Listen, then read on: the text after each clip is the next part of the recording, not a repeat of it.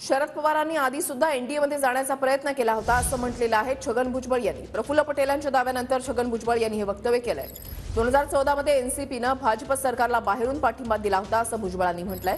2014 पासूनच भाजपसोबत जाण्यासाठी प्रयत्न सुरू होते असा दावा छगन भुजबळ यांच्याकडून करण्यात आलाय। तर भाजपची विचारसरणी स्वीकारण्यास नकार दिला म्हणून पक्ष फोडला असं जयंत पाटलांनी प्रत्युत्तर दिलंय। छगन भुजबळांच्या दाव्यानंतर जयंत पाटलांची ही प्रतिक्रिया आहे। हाँ, तो पहले उन्होंने एनडीए में कोशिश तो भरसक किया था उन्होंने। जब 2014 के इलेक्शन में भी जो कोशिश हुई थी, आपको पता होगा हमने जो है वो बीजेपी के कम विधायक चुनकर आए थे, तो हमने बाहर से उनको जो है सपोर्ट किया था। तब से ये आगे पीछे चल रहा था उनको।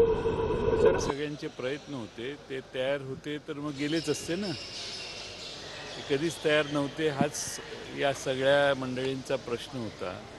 आणि पवार साहेबांनी ती विचारसरणी स्वीकारायला नकार दिला, त्यामुळे आमचा पक्ष फुटला। पण पवार साहेबांनी काही किंमत झाली तरी विचारसरणी बदलायची नाही ही भूमिका घेतलेली होती।